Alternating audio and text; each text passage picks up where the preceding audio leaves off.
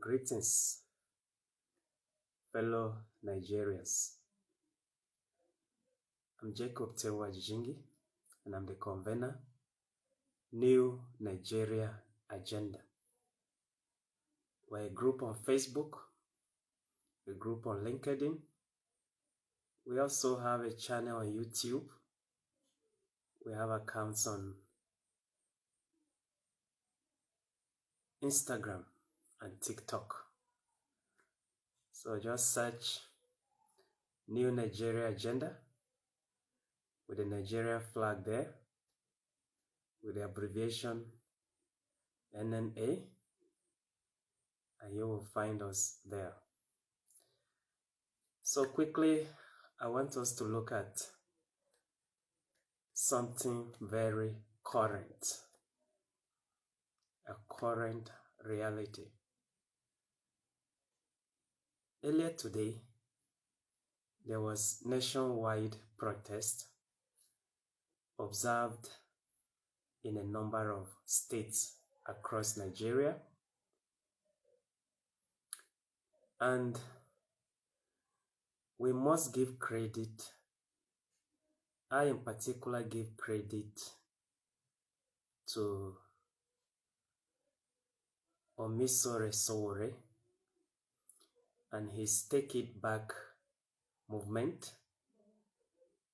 which coordinated, which initiated and conducted the protest. Yes, some people might say, well, Sowore is now a politician, having contested presidential election a number of times. Yes, and there's nothing wrong with politicians identifying with the people, doing what is important, what is long overdue. I expect many politicians to do that. In Nigeria, it's on record from the president to the other key members of this current federal administration. All of them went on protest against the federal administration of then President Goodluck Jonathan. The president is there. Okay, it's not a new thing, and it's not abnormal, it's not unlawful. In fact, it is expected. I will be surprised myself if the notable opposition figures, the likes of Peter Obi, former governor of Anambra State, and Atiku Abubakar, former vice president of Nigeria, I would be surprised if they don't embark on protest, or at least join one that is ongoing. Okay, so if they didn't participate in this one, I in particular am looking forward to seeing them participate next time. If they don't know how to organize one, at least they should join one. They should identify with Nigerians, the ordinary Nigerians, the average citizens around their everyday pain points and grievances. Nigerians are pained and they are living on borrowed time, more or less. So we expect that next time these notable opposition figures also convene or join a peaceful protest involving Nigerians and concerning Nigerians. You know, peaceful protest that is long overdue and is only just and right. It's necessary. Okay, even if it doesn't do any other thing, at least it will press some key points across better than talking alone would have done. Remember, our previous discussion here was on forming the right conversations for the right actions and outcomes. And I've been emphatic on saying this, that most times conversations alone don't lead us to the destination. Conversations alone don't produce results. Actions need to be taken. And one of such action is what played out today, that peaceful protest. Okay? So I expect the key political figures I've just mentioned, Obi and Atiku in particular, and their cohorts, let them come out in support of Nigerians. Practically, not just talking. We are far gone beyond the point of talking now.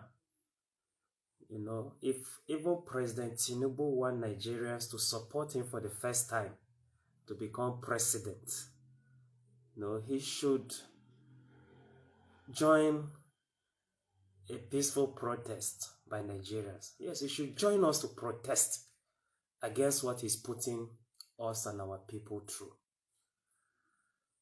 So it's a commendable thing. I must commend every Nigerian that participated in today's protest. I would have participated myself. To my disappointment, I looked around, nobody in Makurdi, Benue State capital, looked ready or willing to join any protest. It didn't even look like they were aware that today something like that is happening, you know, and I didn't have some transport to take me to Abuja. Believe me, if I had, I would have gladly gone to Abuja to join that peaceful protest. It's long overdue and it's important. So I commend the organizers, I commend the convener in particular, so we recommend every participant, because we have gone past the point of just talking or just looking on as if things will change by magic. No. We've got to take practical steps now. We've got to take actions. And one of those key necessary actions is peaceful protest. Okay? The question will be, did many Nigerians join the protest? I won't say many, but a good number of Nigerians turned up for those protests in Abuja, in Lagos, in Rivers, in Oyo, in is it Gombe? This one northern state where the convener, the state coordinator there rather, was arrested. You know, so a good number of Nigerians turned up. The majority that didn't turn up, what could be the reason? And this is something I would gladly love it if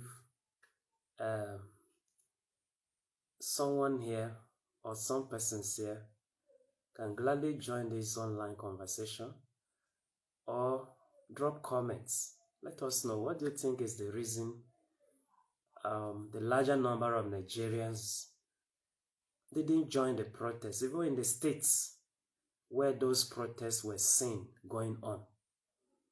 You know, we should know so that we'll be able to form an important conversation around it going forward.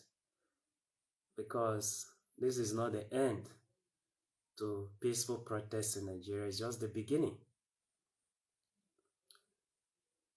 Another thing we have noticed, and I hinted this in a post a few days ago, the president and his vice both traveled out of the country. Just when they had been put on notice that today being Monday, April 7th, there will be peaceful protests from Nigerians to press their demands. Okay? And as they traveled, they didn't make arrangements for people to engage the protesters too.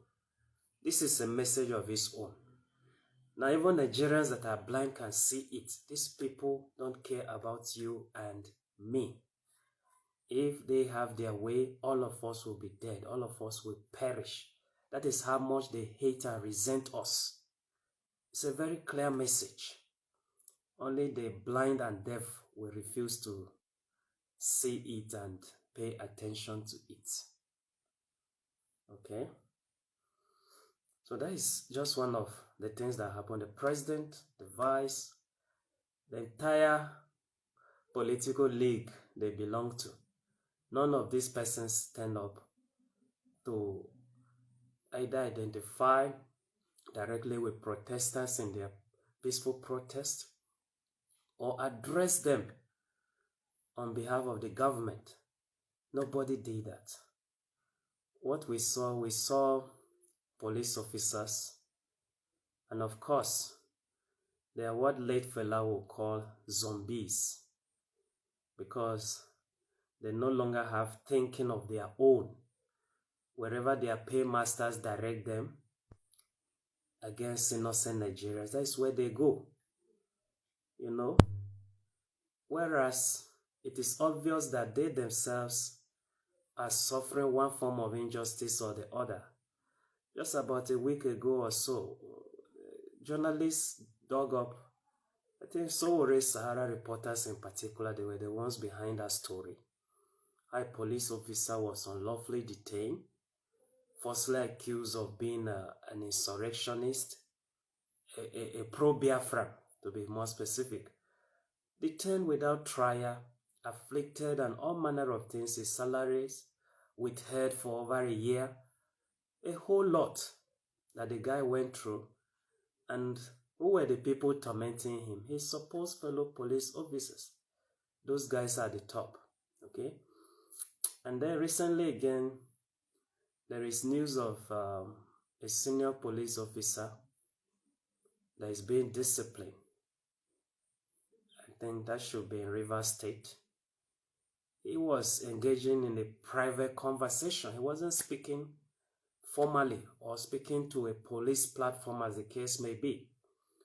He was with, of course, police friends were there. He thought they were friends, and they were engaging in what he also knew to be a private conversation. Okay, so he voiced his opinion. He said this emergency rule that the president declared is unconstitutional, it's unlawful. Okay, which is the plain truth. What happened next?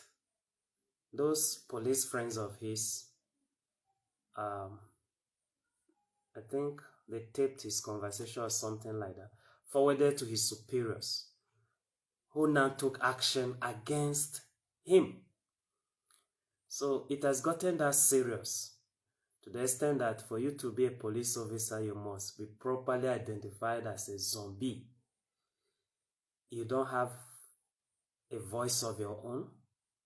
You don't have an opinion of your own. You don't even have a life of your own, whether you're in public or in private. They are trailing you, making sure to rope you in on any flimsy accusation and deal with you. You know, so if police officers themselves are involved in these conversations, I believe their attitude to peaceful protesters will be different. But see what happened earlier today.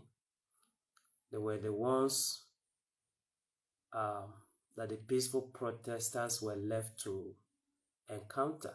And they stood in the way of these peaceful protesters, because they were also having it in mind that we should go where we will be heard.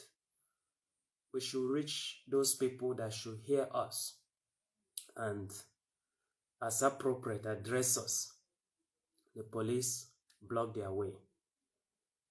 You know, some of them, a few number of them tried to be reasonable. Some went to engage the convener and other organizers of the protest to plead with them, please don't go for it, which is not exactly right, but more diplomatic, you know, because you don't tell protesters to shelve their peaceful protest, especially when it is inevitable, and then you are going ahead with your own program. It's not right. The citizens are the bona fide political sovereign of any country, any nation. So if anybody should even share a program, it should be the police. Whatever you have to do, join the protesters. Identify with them. Launder your own already messed up image and reputation.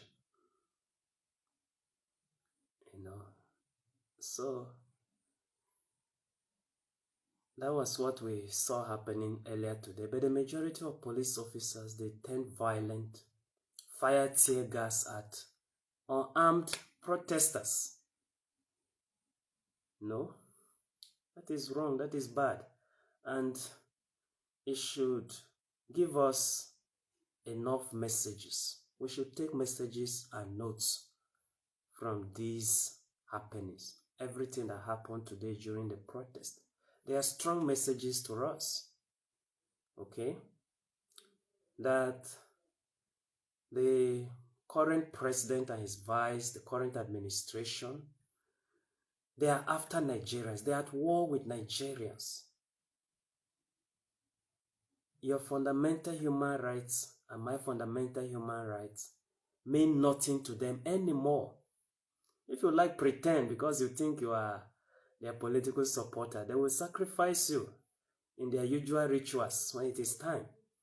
Because they are not out to spare a good number of people. Even at the top, you can see some of their men have fallen out because their ship is not meant to carry everyone, even in their political fold. So be there forming political supporter when the chickens go home to roost. Or how do they say it? But I believe the message is clearly passed. We should see it as it is and say it as it is. We should take notes, we should form conversations, we should take actions that are important. Okay? But one of the last key points we should draw or take with us from today's peaceful protest.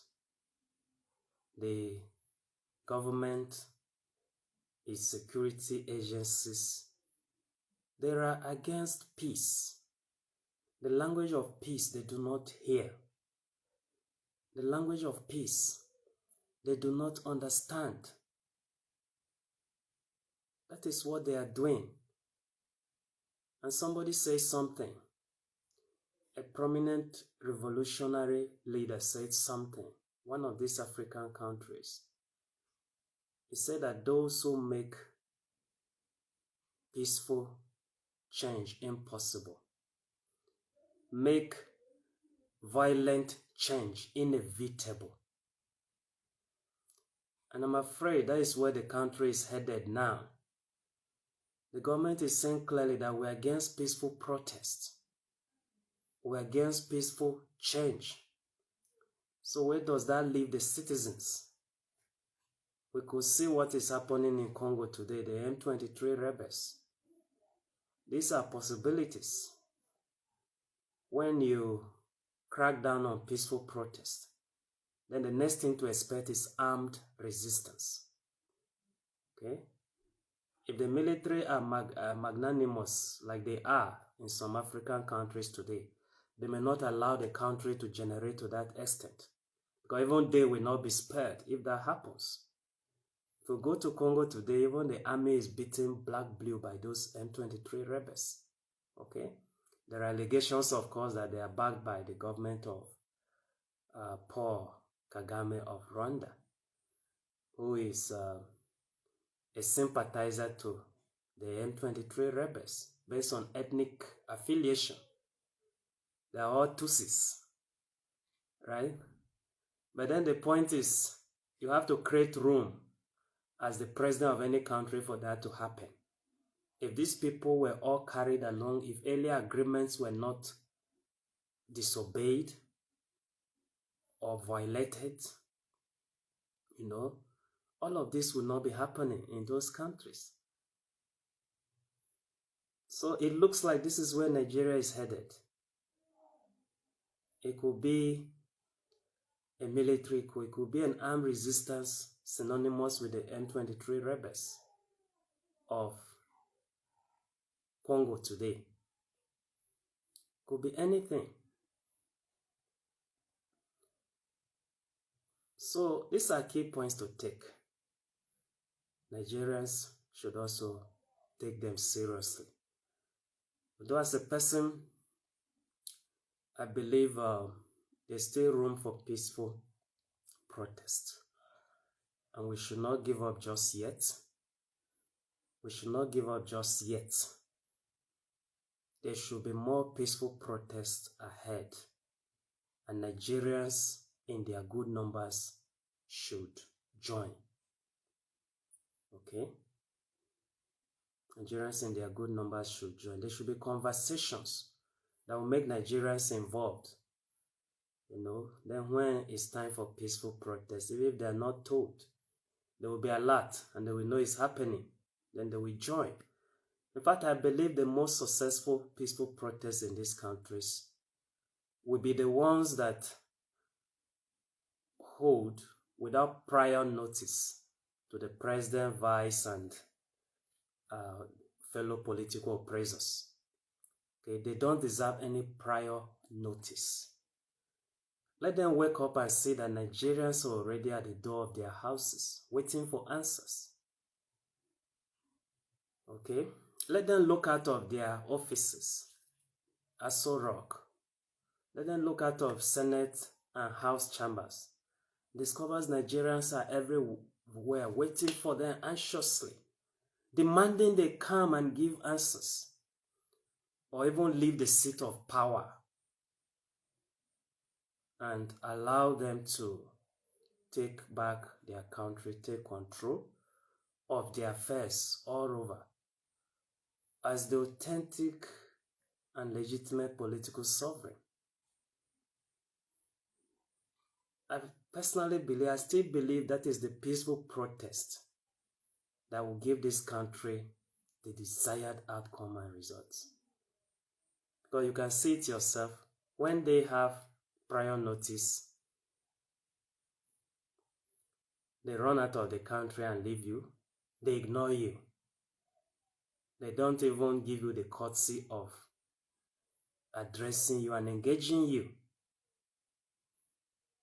And then they mobilize security forces against you. Okay.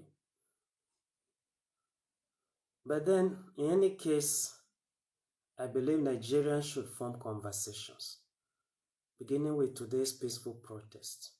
What went right, what wasn't completely right, and then how to do better next time. That should be the action plan. Okay, and like I say, giving prior notice to politicians about peaceful protest is outdated. It doesn't yield positive results, cannot yield positive results. Don't give them prior notice. Okay? Don't give them prior notice. Even the security agencies, when they come out and see you protesting peacefully and lawfully, they have no right to question you, just like they have no right to decide if your protest should hold or not. All they can do is continue to maintain law and order, continue to offer lawful protection to citizens. That is just their duty. Okay? That is just their duty. But right now we should be taking notes. Address embassies, address international community. In case they are not seeing, in case they didn't observe how today's peaceful protest went, then educate them, inform them, let them be aware, let them see the kind of people masquerading as our democratically elected government in Nigeria today.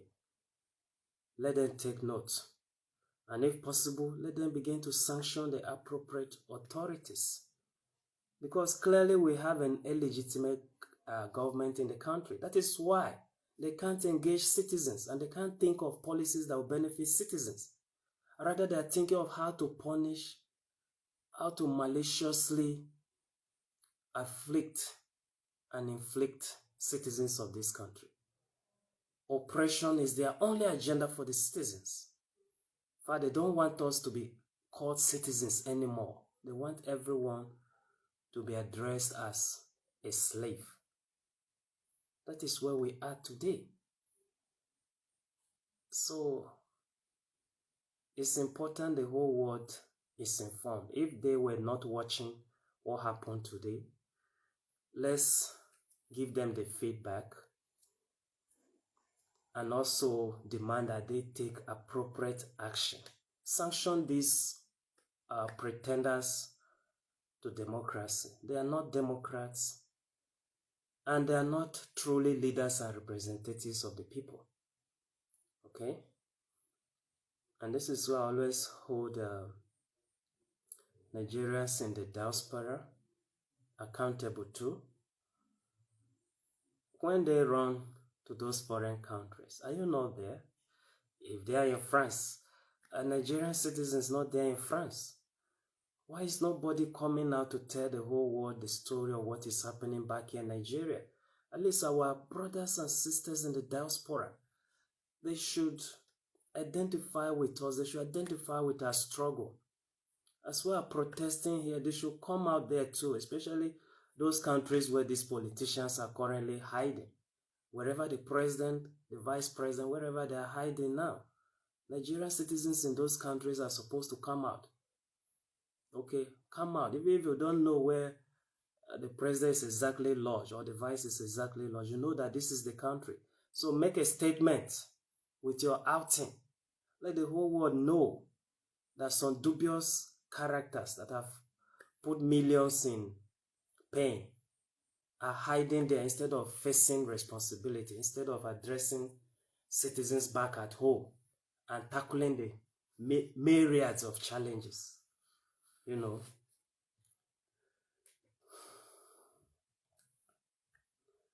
So we should form conversations. I believe it's very important. I always emphasize that.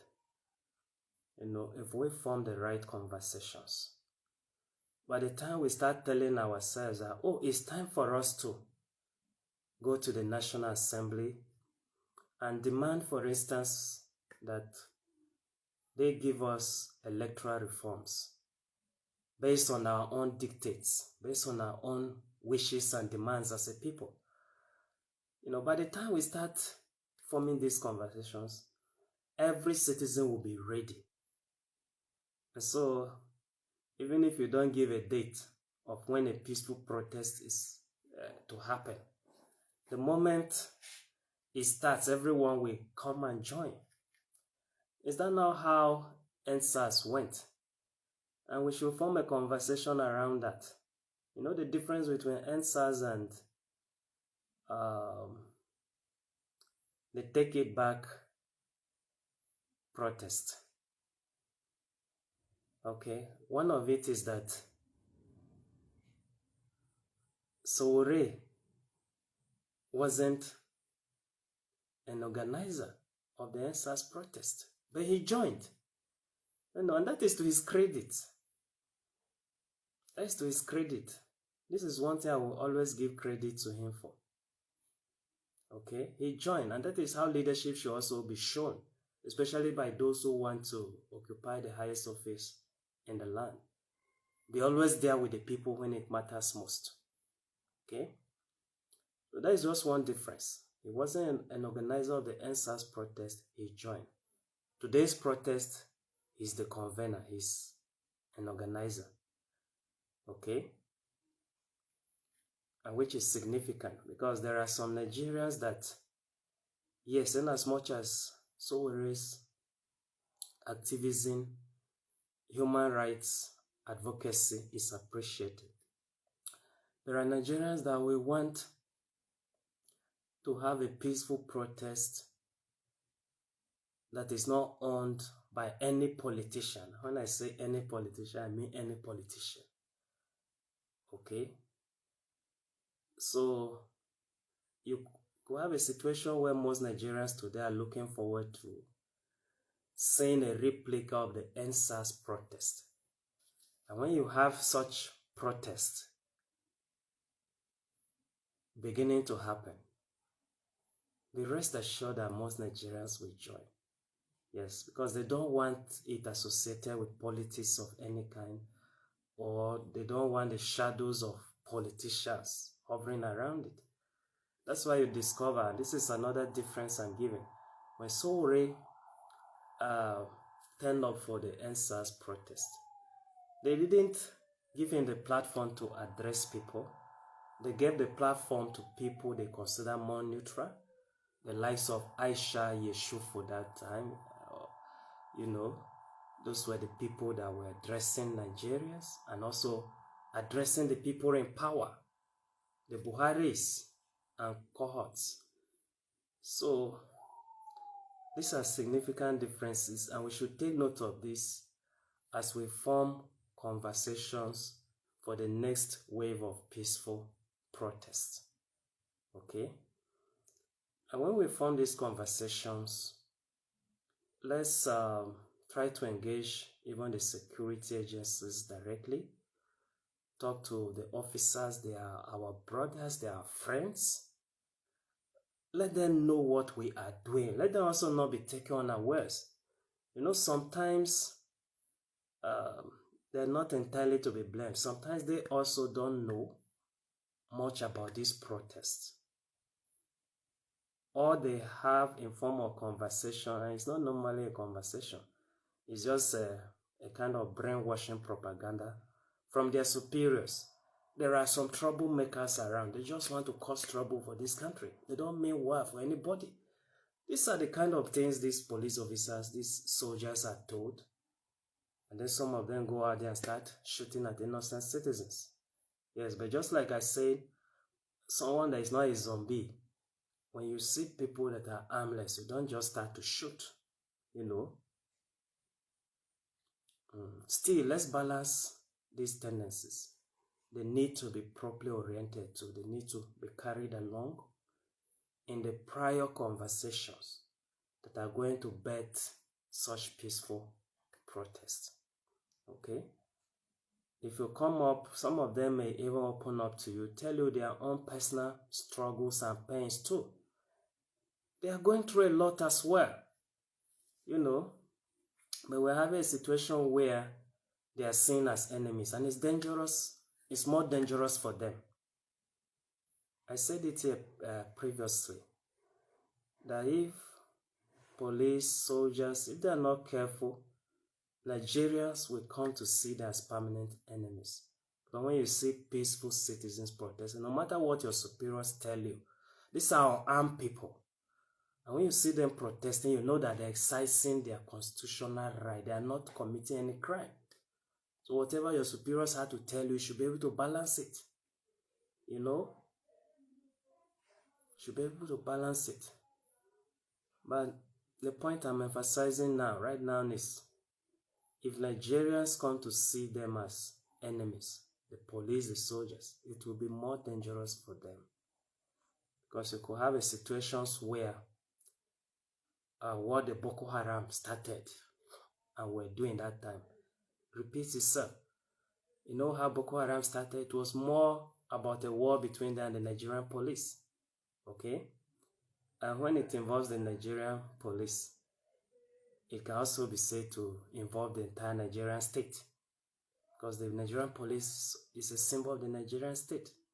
They maintain law and order so that the state continues to exist and to function harmoniously. I believe that is well stated. So, aside engaging police, soldiers, these are brothers and friends in uniform. Let us also warn them in a way. Because if that point comes when the citizens have to see you only as enemies, you will not like yourselves. That is, even if you survive what would come. You would not feel free. You will not be at peace in your own country. In fact, you would desire you run away elsewhere where you would feel safer. Okay? And then more than the police and soldiers, you have INEC, you have judges, you have senators, legislators. Nigerians are likely to see these people as enemies, as obstacles to progress because of the kind of connivance they do with oppressors, with evildoers. So this category of office holders in particular must be warned, especially with the way government is sending strong signals that it doesn't want to listen to citizens. It's not ready for peaceful engagement.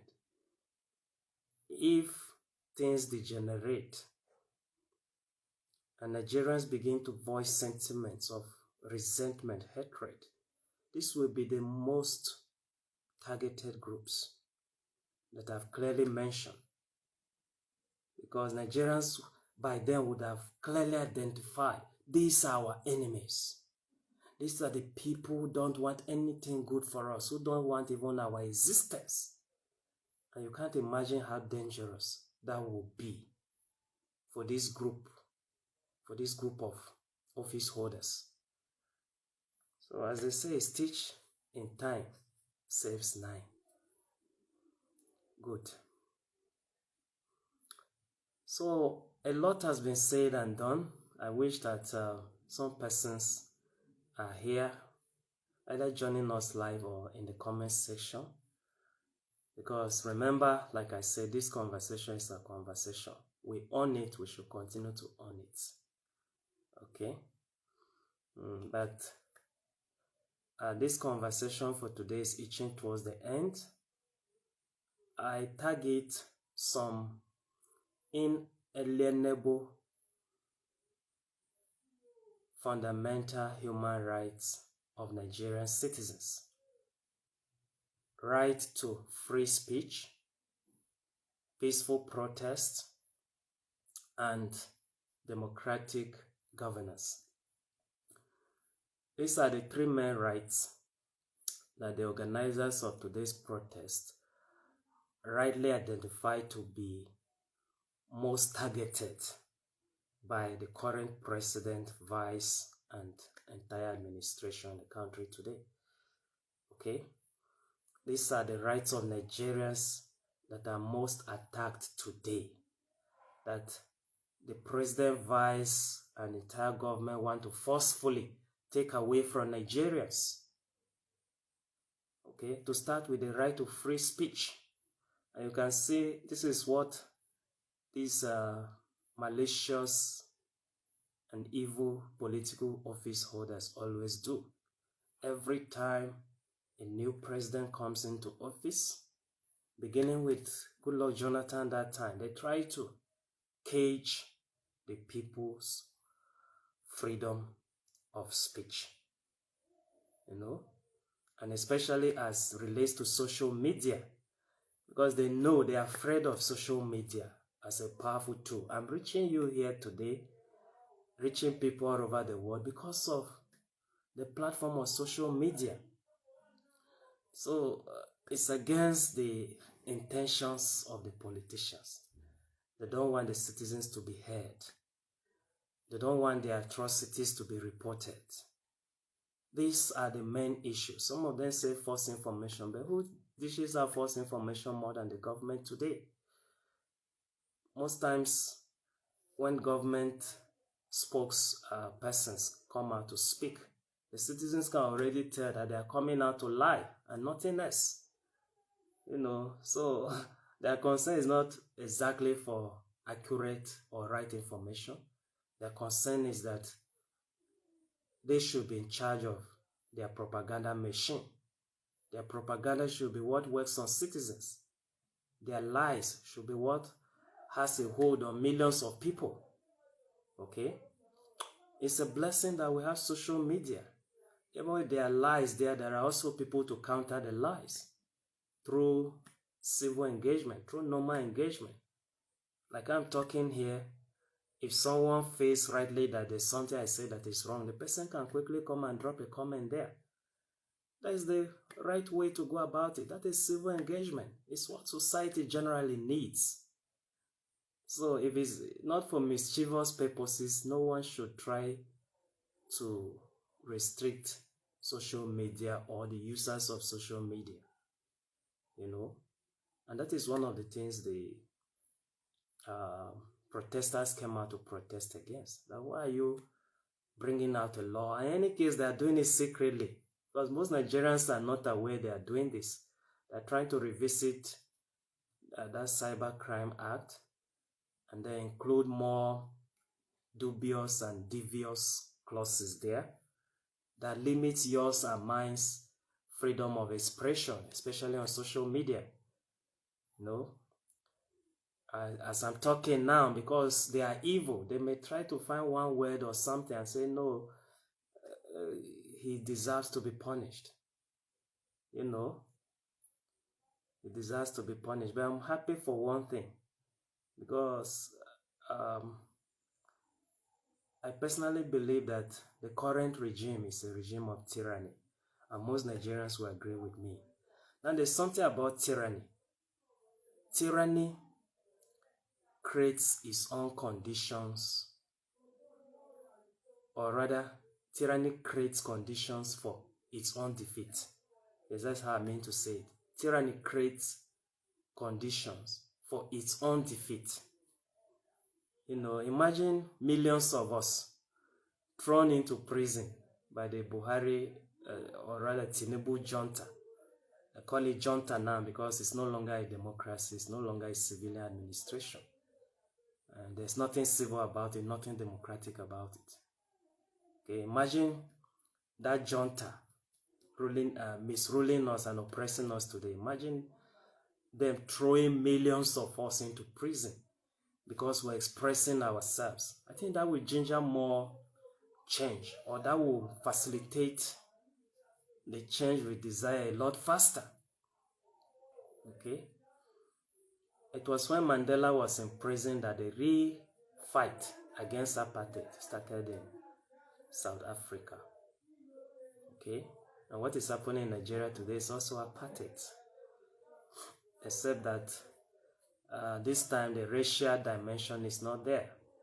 But when you have few people ruling and oppressing the majority, whether because of race or class or religion, tribe or anything, in our case we can say it's a class, because we have criminals, crooks from all tribes and religions united to oppress the people, united to exploit, and to make sure no one progresses genuinely in this country, except to join their cause. You know, so Mandela had to be thrown into prison. From demanding free Nelson Mandela, and then the apartheid regime not listening, you know, took generations. One apartheid ruler after the other would come and would not give a favorable ear to the people of South Africa, you know, the majority. So the people now took to armed resistance as well. The people disrupted that apartheid system forcefully. You know, and like I said, this is likely to happen in Nigeria, because the current apartheid regime is also opposed to peaceful change. It will not listen to people and engage people peacefully. So there's a tendency that disruption will have to come in for this current system to be defeated. You know, and it will happen a lot faster when millions of us are thrown into prison because we're expressing ourselves, we're exercising our right to free speech. Won't that be wonderful? So there's hope. There's hope. We can look forward in hope, and more because of what this tyrannical regime is also doing. There's the right to peaceful protest. We have said that over and over again. We'll continue to say it. And I'm pleading with my fellow Nigerians, don't give up on peaceful protests just yet. Let this tyrannical regime be the one that is pushing us to do more than peaceful protest. Okay? Let them be the ones pushing us to that path. But for now, we maintain the right to peaceful protest. And we've got to tell the world that look at it, even the right to peaceful protest, this tyrannical regime will not allow us. And they will also confirm that we're indeed up against a tyrannical regime. You know, and then we could have more sympathy coming our way too. You know, we'll be able to remind the world that it's not only Gaza or Israel that faces terrorism, faces genocide and those things. That here in Nigeria, the citizens are constantly living with these monstrous evils. And this tyrannical regime is freely accommodating and boosting these evils. Nothing is being done to stop these evils. Citizens are killed daily. Genocides happen. And there's a lot of favoritism. There's a lot of discrimination in the system. Some injustices are treated with outrage. Some are completely ignored or waved aside. We are the ones to tell the world this story. Let them know that these are the things that are happening, and then when we come out to protest, we are not even allowed the right to protest. We are not allowed the right to free speech. Okay, these are actions we should be taking as well. Take it to the embassies, take it to the foreign countries where these people run to, on the streets of London, the streets of France, Dubai, wherever. You know, that's the way to go. Then, of course, the right to democratic governance. We'll see what is happening in Rivers State today. Democracy has been completely jettisoned, completely hijacked, desecrated, without regrets, without remorse. And who is behind it? Okay, this time it's not just the president's FCT minister. The president himself is behind it. Whatever might be wrong with the way Rivers was being run under Fubara, Fubara was a democratically elected governor. Okay? The current administrator is not. It's not. So even if I had to complain about the assembly then, there's a big difference now. Okay? Because to start with, the chief executive says the number one unlawful person there. It's an imposter. Okay, it's totally against the right of the people to democratic governance. That's how they choose to be governed. And the last time we checked, nobody in Rivers State voted to have the governor suspended so that the sole administrator could come in. You know, so if you ask me, the organizers of today's protest, they did a good job to identify these key rights, these inalienable rights that the government is now trying to alienate the people from, desperately trying to stop us from enjoying these rights. Okay? But then from here, let's broaden the conversation so that when next we are to go on peaceful protest, Nigerians everywhere will come up to own the protest. You know? Yes, these rights are very serious, but some Nigerians will not quickly relate to them now. You know why? The problem of the majority of Nigerians now is hunger. Hunger. And then you can correlate with poverty, hunger and poverty. These are the key issues for the majority of Nigerians. Okay, so if you form conversations around these issues, and then the conversation points to peaceful protest, you will see Nigerians taking that course of action. You see them keen in their larger numbers, if not in their totality. And I mean it. You know, most workers today, if you ask them, they will say that they don't even know if they have a wage, not to talk of a minimum wage. Okay, because most workers today, whether it's federal, state, or local, when you collect your salary, God help you, that is your only source of income. Because a week will not even pass, you will not know where the salary went to. The currency has lost so much value, while the prices of things in the market continue to rise. These are conversations that every Nigerian can relate to, okay?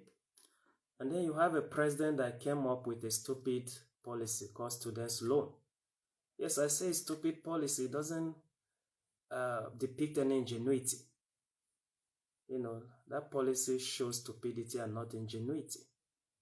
Because if you are conversant with the history of this country, what citizens used to enjoy from the government as undergraduates from as far back as the 70s was scholarship, free scholarship. You know, they were paid to go to school. They were paid to go to school.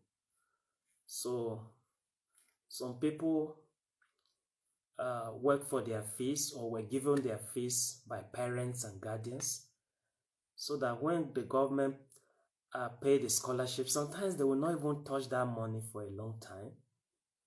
Or sometimes they will just use that money to help their younger ones settle hospital bills and things like that.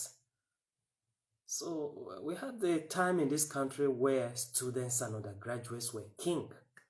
Even without paying money, you went to school. Okay? And then when you finish school, a job is waiting for you, and not just a job, a car, a house, all of this free. And then someone comes after how many years, after enjoying those things, and tells you, I will give your children students loan. After a while, after some time, when they get employed and all of that, they will pay you your money. Whose money, by the way? This is money that is on the head of every citizen, what we call per capita head.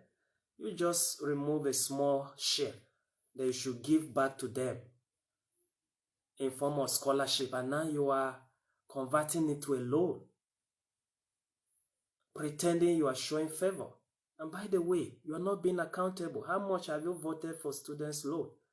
What are the actual names of people that are enjoying these student loans? What are the addresses? What was the criteria? None of that has even been explained. So these are things we need to form conversations around, where citizens will come out and tell you that, okay, instead of doing that, government should jettison the students' loan scheme or scam, as the case may be. Give grants to citizens. Did you hear me? Give grants to citizens. When I say grants, I don't mean just call people to line up and dash their money under no heading or under any heading. No. Okay? The grants could be in form of support to farmers. Let them invest in their farms. Okay? The grants could be, what again? Yes, it could be for petty traders. Let them expand their business steadily. These are practical things that can help a lot of citizens and give life back to the economy itself. Okay? The grant could be, yes. It could be unemployed graduates, that have just finished serving. Someone came out with a lazy idea of extending NYC tenure for 2 years. It's wickedness. Because already you are treating these people badly. You see them as a cheap labor to continue to exploit. It's wrong.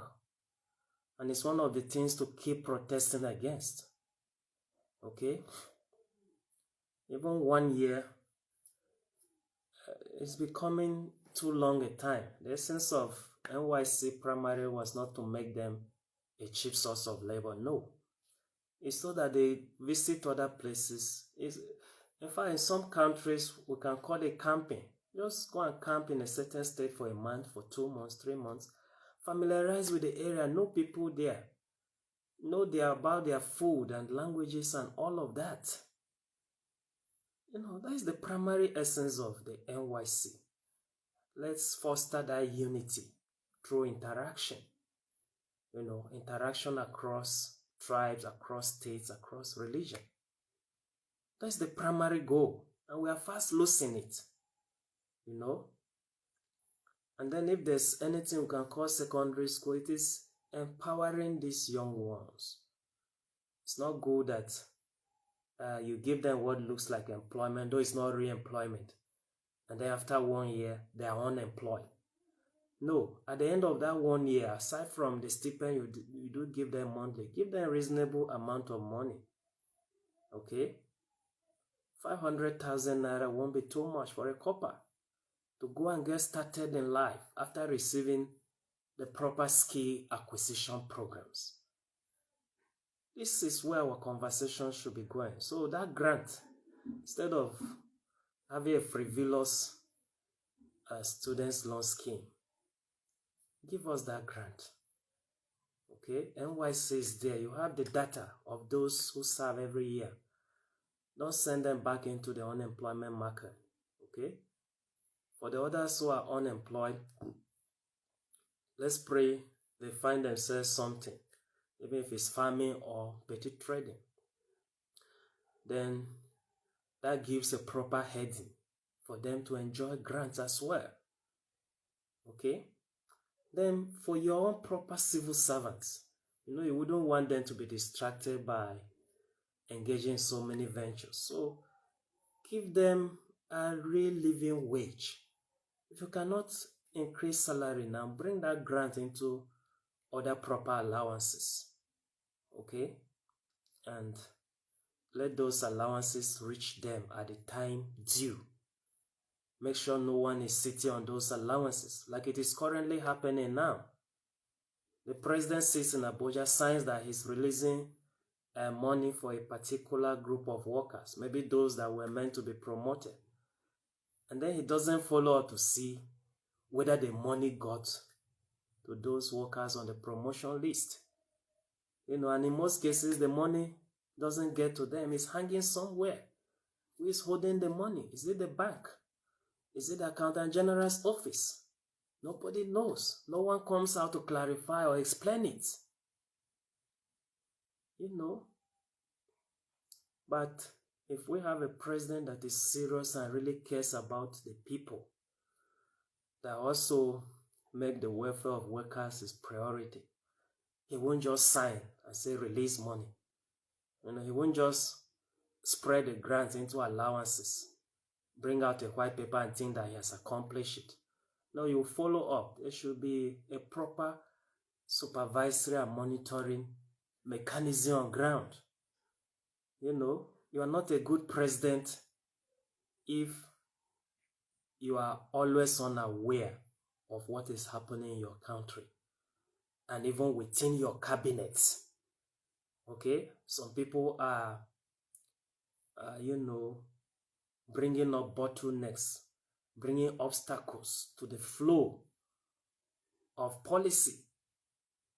You bring a policy today, the benefits don't go far. Maybe they stop at the minister's office or at the permanent secretary's desk or the management of the parastatal, like that. Sometimes it could even be the banks. Money is given to banks on time. Okay, start paying right away. No. They want more hours or even more days or weeks. So they will generate their interest on the money.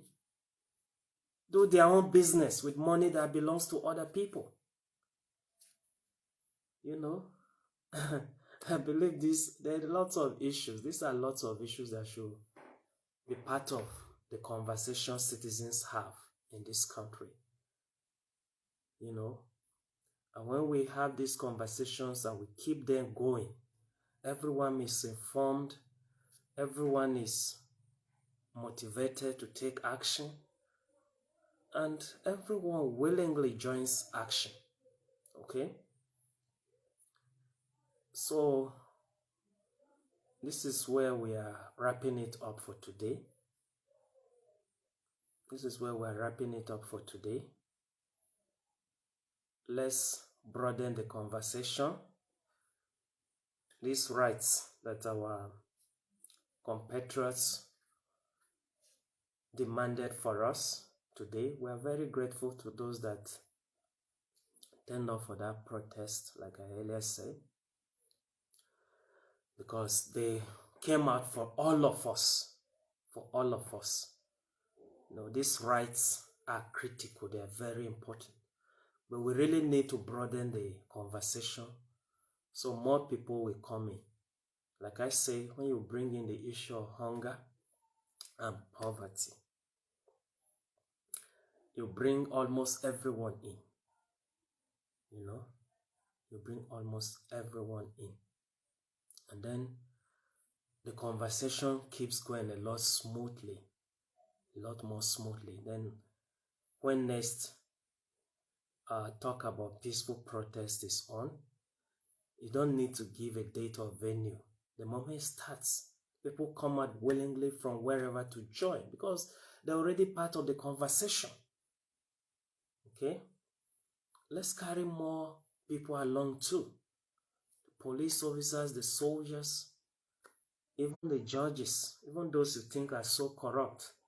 Some of them may not even know the implication of what they were doing. Like I discussed with a young man today on my way to work. You know, some people don't know the implications. Some are afraid they will die. And then they don't know that they're already dead. They're already marked for death. And of course, they will die quicker because of living in that fear and not taking action. Okay? People that have suicidal tendencies, people that are feeling desperate, engage them. Let them not waste their lives or even waste their death with suicide. You know, if you come out for a worthy cause, like a peaceful protest against bad governance, against hardship, insecurity, and the rest, if you die in such a protest, I believe even God will be more merciful with your judgment, you know, than for you, after how many years of fearing to die, you now go and kill yourself. Stop wasting your life and wasting your death as well. Make it all meaningful and impactful. And it's 50-50. Win or lose is worth it. You know, but I believe we will win. Especially if we start and keep this conversation going for a long time till we see the results. Keep the conversation going. Take action. Okay? And don't forget the strong messages that the government has given today. They don't want us. They will have nothing to do with us. They won't engage us. They won't accept our language and tone of peace. Okay? So we take the message by and large. Let the international community also hear it. Okay? We remain mindful of it, but we will not give up. We'll try more. Let's have more peaceful protests and let them focus on all the issues that are important to Nigerians, all the key issues. Could be five, but let them be issues that every Nigerian can relate to. Okay, let's bring more people on board. I believe it has been well said and all of us have listened to. If you have anything to say, we're wrapping up here. Please drop your comment in the comment section. We can still continue the conversation from there.